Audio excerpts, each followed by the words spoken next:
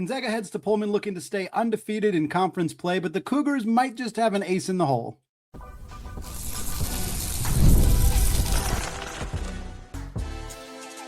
You are Locked On Zags, your daily podcast on the Gonzaga Bulldogs. Part of the Locked On Podcast Network, your team every day.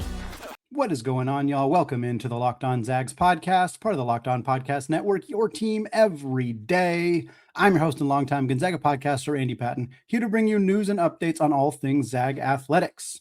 Today's episode is brought to you by Game Time, folks. Download the Game Time app, create an account, and use code LOCKEDONCollege, and you'll get $20 off your first purchase. Well, the Zags are playing their first road game of the calendar year 2026 in Pullman on Thursday. We're going to meet this Washington State team, talk about their star freshman guard, Ace Glass, in the second season for Coach David Riley. We're also going to talk about what Gonzaga needs to do to secure a win and a 6-0 start in the WCC. We're going to close the show answering a couple of straggling mailbag questions that we missed on Monday's episode. But of course, we start getting you ready for Thursday night's matchup between Gonzaga and Washington State at the Beasley Coliseum in Pullman, Washington. The game tips off at 7 p.m. Pacific time on January 15th, and it will be broadcast on the CBS Sports Network. So for those of you who like to mosey to games about 10, 12, 15 minutes late, because you know that ESPN is going to have us playing at 7:15 instead of 7 o'clock.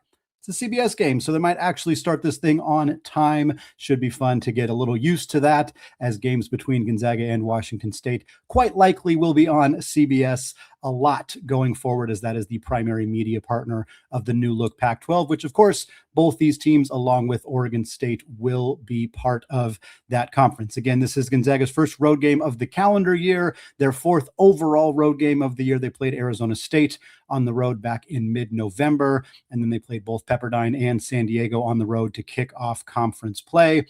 The Zags are 2-0 against Washington State since they have been quote-unquote members, really affiliate members of the WCC, joining last year as they worked to rebuild the Pac-12 following the departure of the 10 other members spread out across the Big 10, Big 12, and the ACC.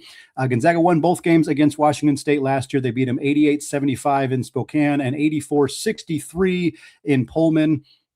Of course, this is game 3 of what will end up being 4 games between these two programs, at least 4 games between these two teams these 2 seasons, and then they will continue to play each other regularly. In the new look Pac-12, it'll be Gonzaga as well as Oregon State, Washington State, Texas State coming over from the Sun Belt, and then the 5 Mountain West schools, Fresno State, Colorado State, Utah State, Boise State, and San Diego State will make up Gonzaga's conference starting in 26-27. So nice to see this game on the schedule, knowing that it'll be for many of these games we've been talking about, like the last time Gonzaga plays LMU in conference play, the last time they play San Diego in conference play. And now this is just kind of the start of what will end up being a regular, consistent rivalry game between Gonzaga and Wazoo. While Wazoo does not look like they're going to be particularly competitive in men's basketball, at least in the short term, they haven't been particularly good the last few years. The regional aspect of this game should make it a fun rivalry type for Gonzaga and Washington State fans. Cougars so far on the year, 8-10 overall on the campaign, but they are 3-2 to start conference play. Really rough start to the season for Coach Riley's team. His second year as the head coach coming over from Eastern Washington. Very new look roster, tons of turnover year over year, which is becoming more and more the norm in college basketball, and certainly a big struggle for these two kind of straggling programs in Washington State and Oregon State. I think Oregon State had 6 players transfer their entire starting lineup and a key bench player from last year. And I know Washington State lost a lot of very, very talented players from last year's team as well. This year's iteration of the Cougars started 0-2 with a home loss to Idaho, who is 205th at KenPom currently. They also lost on the road at Davidson in the A10.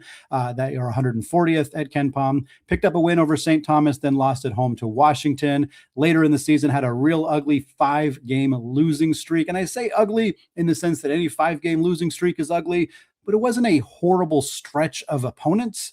It was a good stretch of opponents in the sense that there weren't a lot of bad losses in there. They lost to Arizona State and Seton Hall in their second and third games of the Maui Invitational after beating Chaminade, the D3 team that plays in that event every other year. They also lost to Bradley, which is the worst loss in terms of KenPom, although they're 116th, so not exactly a terrible loss. They also lost to Nevada and USC. Their best win on the season, however, is that win over St. Thomas in their third game of the year. St. Thomas is 128th at KenPom, so not a great look for Wazoo that they haven't beaten a single team in the top 125 at KenPom this year. Their second best win is in conference play. That was against LMU. In conference play, they have won at Portland at the Chiles Center, and then also at home versus LMU and Oregon State. Their two losses were a road loss to Seattle U, which they lost by 14, 69-55, and then a very narrow loss to St. Mary's. And I think you could make an argument that Wazoo's game against St. Mary's is one of the best games they've played all year long, even though it didn't result in a W. They only lost 88-82 to the Gales. On one hand, it's never good to give up 88 points to St. Mary's. It's never good to do that. St. Mary's is a better scoring team this year than they've been in the past. And it's not even, they scored 93 against Seattle U, who's a great defensive team. But on the other hand, Washington State went to Moraga and scored 82 points against St. Mary's. That's pretty unusual. Not a lot of teams have found a way to do that. This was a close game all the way throughout. I really thought Washington State had a chance to win this one. St. Mary's has dealt with a couple of really close calls in conference play. Also the same against LMU. Needed a shot in the final 30 seconds to beat the Lions as well, but St. Mary's has found ways to get W's in those games. It was an agonizing loss for Washington State. Maybe a little momentum. I mean, I don't know that you can have momentum coming off of a loss necessarily, but certainly I imagine that playing that well against a very good St. Mary's team might make this team feel a little bit better, especially coming home and hosting a team they really want to beat in Gonzaga. KenPom currently has Washington State 148th in the country. Their adjusted offensive efficiency is 139th. Their adjusted defensive efficiency is 165th. Tempo-wise, they play pretty slow, 187th in that spot. This is a quad 3 game for Gonzaga, but it is a road game. You want all your road games to be quad 1, quad 2. It's no fun to play quad 3 or quad 4 road games, and this will be probably a pretty good crowd. Wazoo fans going to be there, going to be loud. So for Gonzaga, this is it's got the makings of a little bit of a trap game, although KenPom certainly doesn't think so. It projects an 89-69 victory for Mark Few and the Gonzaga Bulldogs.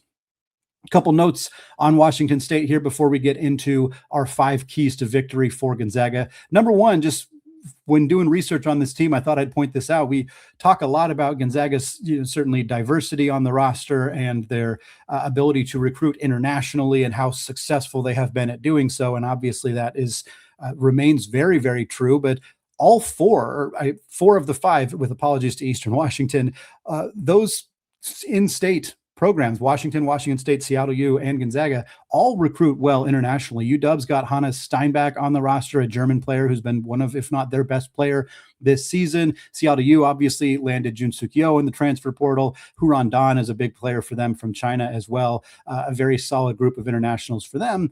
And then this Washington State team has players from eight different countries on the roster. Of course, you have players from the United States. You also have a player from Ireland, from Finland, from Latvia, from Iceland, from the Netherlands, and Canada, and Spain. 8 different countries represented on Coach David Riley's roster. Kind of a cool thing to see as the sport continues to get more and more international in the NIL and transfer portal era. The star player, however, for Washington State, he's from Rancho Cucamonga, California. That is freshman Ace Glass III. Glass was a 3-star recruit, 223rd in the class, according to 247 Sports. So certainly didn't land at Wazoo with a whole ton of fanfare, but he has been tremendous as a scorer for this Washington State team. A 6'3" guard averaging 15.9 points per game. He's also averaging a little over 3 rebounds, 2 assists. Very, very efficient scorer. Just under 60% on his 2-pointers. He is 35.5% from 3. He's also 87.5% from the free throw line. A couple performances I really want to bring up here. On the road against St. Mary's. Again, it was a losing effort for Wazoo, but Glass had 24 points and 6 rebounds. Not a lot of guys putting up 24, 25 plus points against St. Mary's. Very few of them doing it on the road in Moraga. So Glass, and as a true freshman, one of his first ever road games in conference play, and he goes out and hangs 24 on one of the best defensive teams in the country. I know St. Mary's hasn't quite been their usual electric self on that end of the floor, but that's still a phenomenal performance. The other game, even more jaw-dropping for Ace Glass. Early in his career in Maui, in the Maui Invitational, Glass dropped 40 on Arizona State, on a Big 12 school. Yeah, not a great Big 12 school, but he hung 40 on the Sun Devils. He was 6 of 9 from 3 and 16 of 18 from the free throw line. Our man got to the line early and often and knocked them down. He is a major player to watch for Gonzaga in this game. We'll talk more about what they need to do against him in the second segment of this show, but certainly the guy to keep an eye on for the Cougs in this one. Also worth noting for this team, not a ton of size for Coach Riley's squad. 6'9" ND Okafor is the second leading shot blocker in the conference behind Will Heimbrodt at Seattle U. He's got 30 blocks on the year, 1.7 per game. But again, he's at 6'9", so he's about EK's size and will be a formidable opponent in the front court. But this team, they don't block a lot of shots outside of Okafor. They don't rebound it particularly well. They're 220th in the country in rebounds per game. They are 220th in the country in blocks per game. They're also 311th in the country in steals per game. Not generating a ton of steals, not a ton of blocks, not a great rebounding team. Worth noting on Okafor as well, while he is a good shot blocker, he also commits 3 fouls per game, and that is in just 22 minutes. And then last note on the Cougs, they shoot 34% from 3 as a team, so not great, pretty mediocre, but they do have 3 players to really keep an eye on the perimeter. One of them is Glass. He's at 35.6%, which is hardly elite, but that is on 5.5 attempts per game, so he's certainly capable of lighting it up from deep. They also have Emili Yalaho, who is at 40.6% from 3, and that is on 3.5 attempts per game. And then Richard Vavers, who is at 37.8%, and he takes nearly 6 per game. So 2 guys who are around 39, 40%, who both take a pretty high volume. Certainly something to keep an eye on for Gonzaga and their perimeter defense in this one. Well, Wazoo is also very turnover prone. We're going to talk about what Gonzaga needs to do to take advantage of that, how they need to get out to a fast start in Pullman, all that and other keys to a Zag victory coming up here in just a second. But first, folks, there's nothing like college basketball season. There's the madness, the packed arenas, being right in the middle of all of the energy, the bands, the moments that you remember forever. But actually getting tickets, well, that used to be the most frustrating part. You'd have long queues you'd have to wait in, you'd have login issues, you'd have prices that jump at checkout. And that's why Game Time gives the advantage back to you, the fans. It's the easiest way to unlock amazing tickets in just a few taps.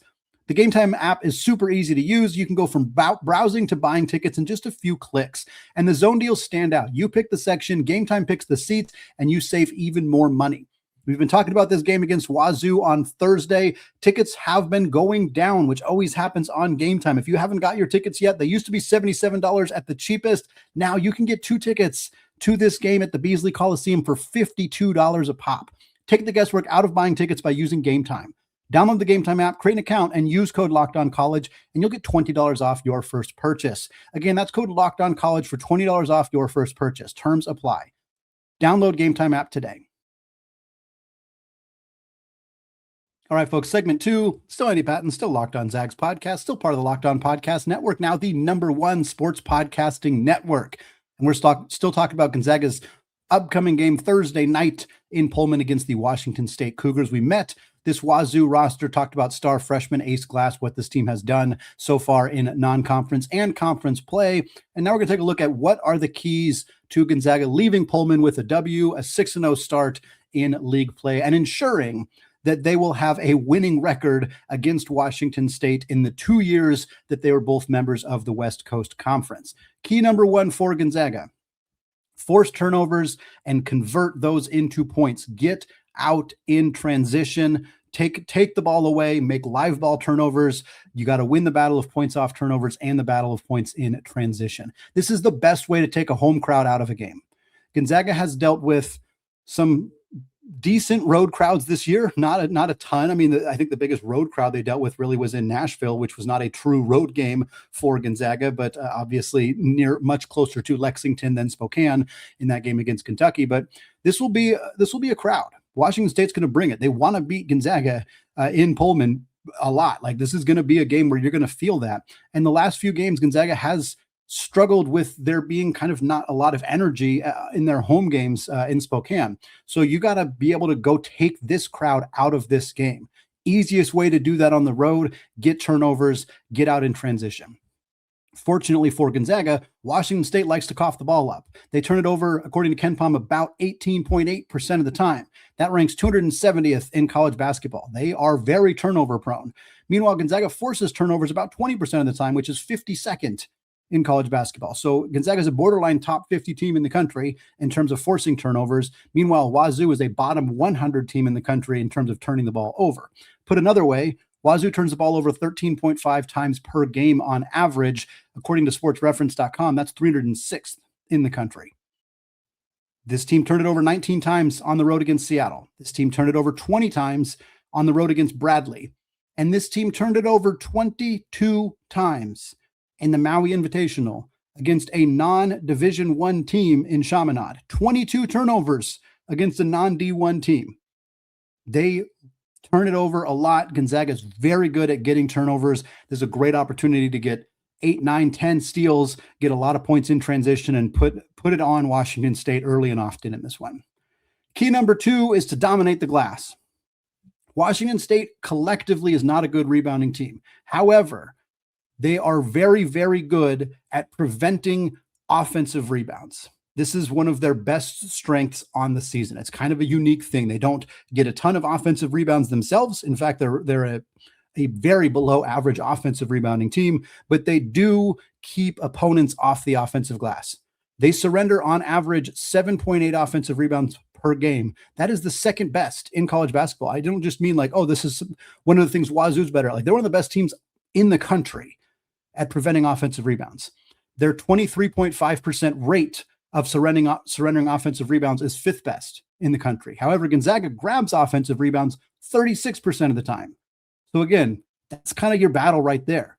What's going to win out? Gonzaga getting offensive boards nearly 37% of the time. Wazoo only giving them up 23.5% of the time. That's a big old difference right there. And I think, Wazoo hasn't seen a lot of teams with as much size as Gonzaga, and certainly the rebounding talent that Gonzaga has. But we have seen this team, like, Gonzaga is going to need to crash the glass, get those offensive boards, get the battle on the second chance opportunities. I don't see Wazoo getting a ton of second chance opportunities. They don't do that historically this year. And Gonzaga is a very good defensive rebounding team, but you got to get some of those on your own for Gonzaga. You got to make sure that you're not going one and done every time down on the floor. So that'll be a big storyline in this game. It's worth noting that Nevada, Washington, Portland, all three of those teams did have 10 plus offensive rebounds against the Cougars. So it can be done, but it is going to be a big key in this game. While key number 2 was to dominate the glass, key number 3 is to not let the glass dominate. Of course, the glass being freshman Ace Glass, we talked about in that first segment. You got to contain this kid. He's really, really good. Now, he's a bucket. He's a pure scorer. He doesn't distribute the ball. He's averaging 2 assists and 2.5 turnovers. He doesn't generate a lot of steals. He doesn't do a ton on the defensive end. He's not a great rebounder. This dude is a bucket. That is what he is on the floor to do, and that's what he does. He averages 11 field goal attempts per game, like 5.5 from 3, 5.5 from 2, 4 attempts from the free throw line. This dude's going to get the ball out of his hands and towards the net a whole bunch of times, and you got to make sure it's not going in too often. He hung 40 on a good Arizona State team. Not a great Arizona State team, but a decent Arizona State team. He hung 24 on a good St. Mary's team on the road. This dude can absolutely score. He's very effective at getting downhill. He is effective at drawing contact and getting at the free throw line. I will put this as simply as I can. Washington State will not win this basketball game if Ace Glass doesn't have a good game. There is no reality, like virtually no reality, where Washington State can beat Gonzaga unless Ace Glass goes nuclear. If you contain this kid, this team does not have a chance to beat you, but you have to contain him.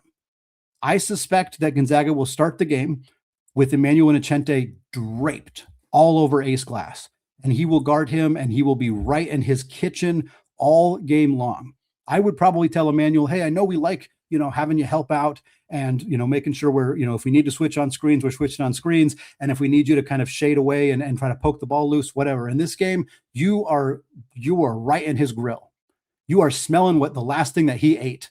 You are right there all game long. I don't care if you're not helping. I don't care if you're not doing anything else. you are in this kid's kitchen the entire game. And when you're not on the floor, because he will probably draw some fouls on Innocente and put him on the bench, then it's Jalen Worley. I think you could probably put Tyon on him as well, but I kind of like Tyon roaming a little bit more because of his shot blocking ability. I would rather have Worley just draped on this kid, Innocente draped on this kid. You could probably get away with Mario on this kid because he's a good defender, but Mario is just kind of foul prone. And if I'm Wazoo, as soon as I see Mario on him, I'm going to try to bait Mario into getting some fouls because you want to get him on the bench and force the Zags to play a whole heck of a lot of Braden Smith. Not that Smith is bad, but you just want to get Mario on the bench if you can. Whereas if Innocente's in foul trouble, Gonzaga's offense isn't going to suffer as much. So that's what I think you're going to see. You're going to see Gonzaga just draping this kid as much as they possibly can, trying to get the ball out of his hands, trying to make him give it up and make somebody else beat you, because you cannot let this kid beat you because he's the only guy on this team who can. Key number 4 for Gonzaga in this game, get off to a fast start.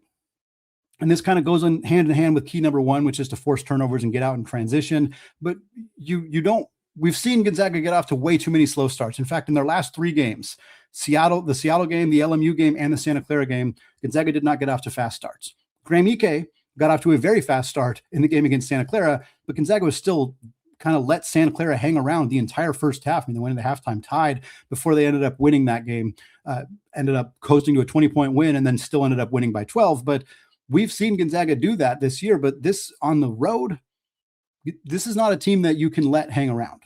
Wazoo's not as good as Santa Clara. I don't even know if they're as good as LMU, although they did beat them. I don't think they're better than Seattle U, and the fact that Seattle beat them by 14 kind of shows that. So this is not as good of a team as any of those 3 teams, or arguably about as good as LMU, but this is a road game. You can't give that crowd something to cheer for. You can't go into that under 16 media timeout down by 5. And it feels like Gonzaga's always going into the under 16 timeout down. It's a constant thing that has happened this year. You gotta put your mark on this game early. Establish it. Go into that first timeout up 11-4. Like put it on them right away and quiet that crowd, get out in transition and remind folks what you're capable of doing. Maybe we'll see Graham put up a kind of performance that he did in the first 5 minutes against Santa Clara. And if it's not Graham, well, that leads to key number 5. Let's get back to seeing that high scoring Braden Huff, that kid that we know and love, that kid, that hyper efficient, high scoring machine. And to be fair, it's not like Braden has been bad as of late. In the last 5 games, Braden has only scored, in the last 4 games, Braden has, I was right the first time. Last 5 games, he has scored 15 or more points in just one of them. That was granted a 28-point performance against Seattle U, where Gonzaga needed literally every single one of those points. But in the other games, he didn't even get to 15. He's averaging 18 a game. And so he was below his season average in 4 of the last 5 games. One of them was 14. One of them was 13, I think. One of them was 8. That was the LMU game. He just kind of struggled in that game. Gonzaga didn't need him much, fortunately. And it's not like he was inefficient. The LMU game, he was 4 of 10. That's uncharacteristic for him. But every other game, his efficiency was good. He just wasn't getting a ton of looks, wasn't getting fed the rock as often. In this game, I don't see how Wazoo guards him. If you put Okafor, who is, again, the same size as Ike and a good shot blocker, if Okafor is guarding Ike, then I think you got Yalaho probably is going to be the guy that's guarding Huff. He's 6'8". He's a decent-sized kid, about 240, but he's a negative defender.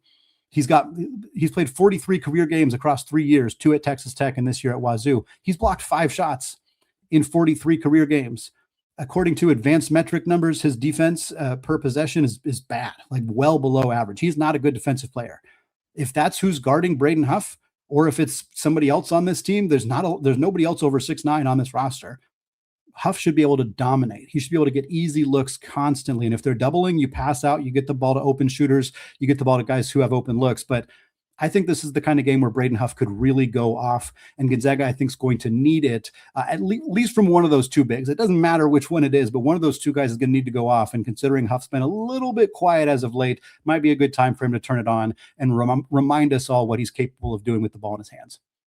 Well, folks, we got a pair of missed mailbag questions to talk about closing out this show, including discussion on Gonzaga's biggest weaknesses so far this season. All that coming up here in just a second. But first, folks, Pint and a Pie at the Space Needle is the perfect pregame spot before Saturday's game against Seattle U. After 4 p.m., the Space Needle's Pint and a Pie gives you the whole package. You get entry, you get a savory or sweet tip-top pie, and a pint of beer, wine, or a non-alcoholic drink, all for just $35 per person. Pint and a Pie is your launch pad to a game night at Gonzaga's home away from home. The Space Needle is Seattle's most iconic destination, not just for the views, but for evening fun.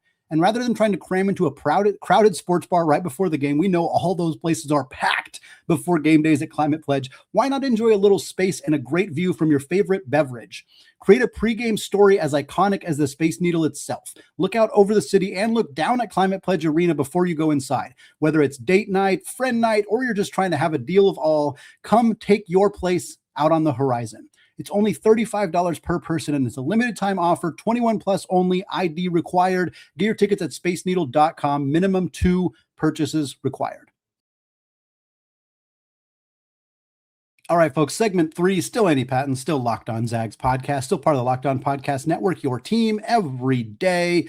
And we are closing out today's show with a couple of mailbag questions that did not make it into Monday's show. So wanted to get them touched on here as our final kind of conversation before Thursday night's battle between Gonzaga and Washington State in Pullman at 7 p.m.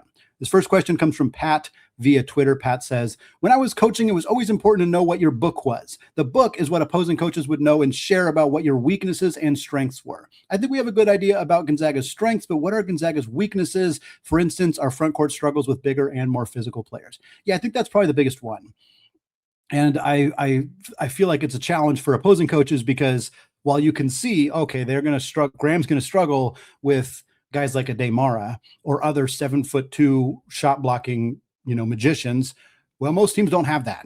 And the teams that do have that tend to be some of the best teams in the country. Like if your main struggle as a team is struggling against elite, high-level NBA caliber rim protection, well, you're not going to struggle against a whole lot of teams. Like a Damara is going to be a first-round pick in the NBA draft. And that Michigan team not only had him, they also had Morris Johnson Jr. and Yaxel Lendeberg, all guys who are 6'9", all guys who are hyper athletic, all guys who are great shot blockers. That doesn't mean it's not a problem for Gonzaga. It just means that most teams can't exactly take advantage of that problem against Gonzaga.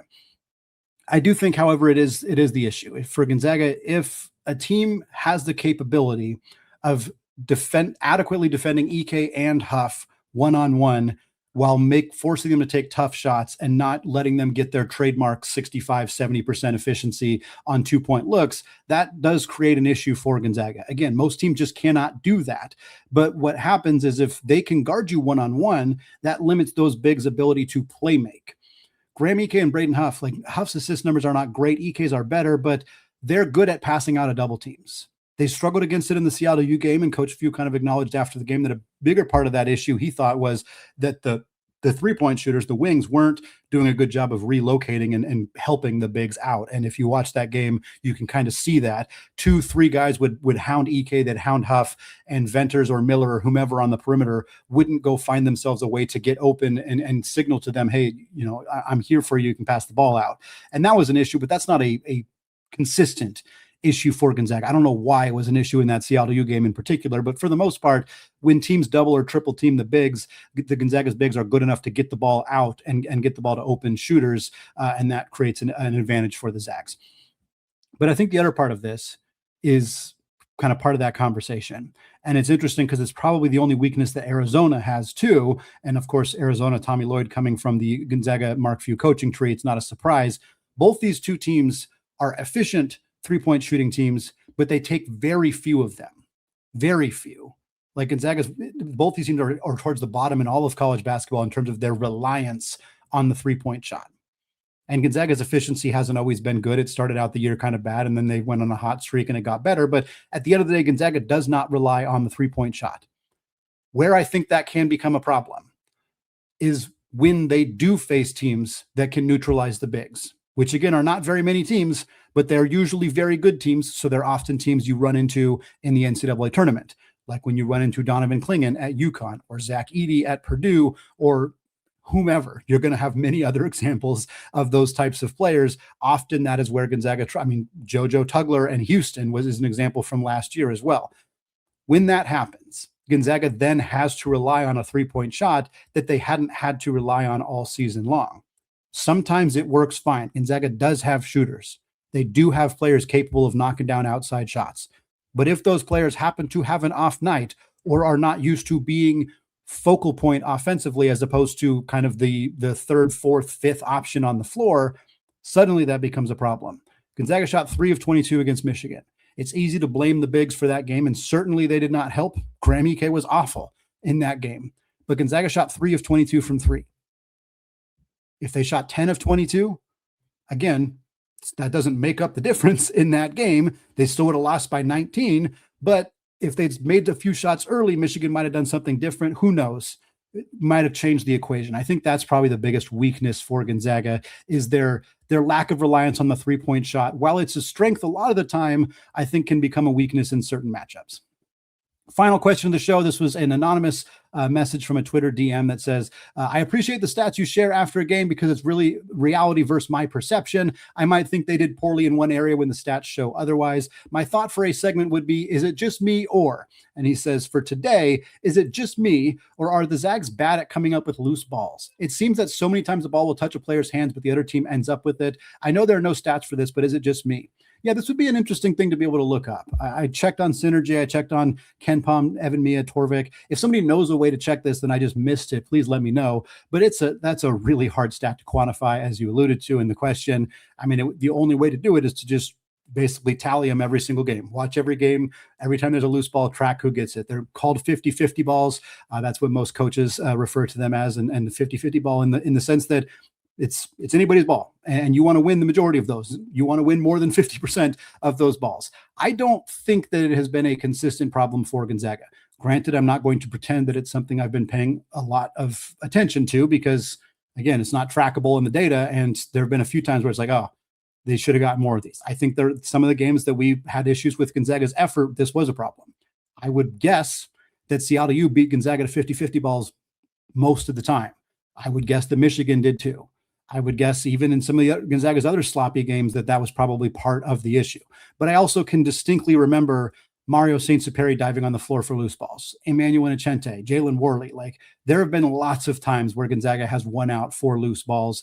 I don't think it's something, it doesn't feel to me like it's something that they are losing more than about half the time, which is kind of what you would expect. But again, without knowing the specific data, it's hard to say. I suspect it's probably not something that has been a significant issue for Gonzaga. I'll tell you what, though, the staff has somebody tracking it. One of those assistant coaches or somebody on that staff, a graduate assistant, is absolutely tracking 50-50 balls, hustle balls, things like that. And they have that data and they know. And if Gonzaga is not doing well in that category, they're getting ripped into by the staff because that is inexcusable to consistently have that be a problem. If it is something that they're struggling with, I can promise you the players know about it. All right, that's going to wrap it up for me today here on the Locked On Zags podcast. Folks, thank you so much for making the show your first listen or your first watch of the day. I'll be back with you all after the game on Thursday night, 9:15 p.m. Pacific time or so, to recap Gonzaga's game against Washington State and get you ready for their second and final matchup of the regular season against Seattle U. That game will be on Saturday, and I will be in the house for that one. So if you're going to be at that one, let me know. Give me a shout out. Hopefully see some of you there. Thanks again, folks. Have a fantastic rest of your day. And of course, as always, go Zags.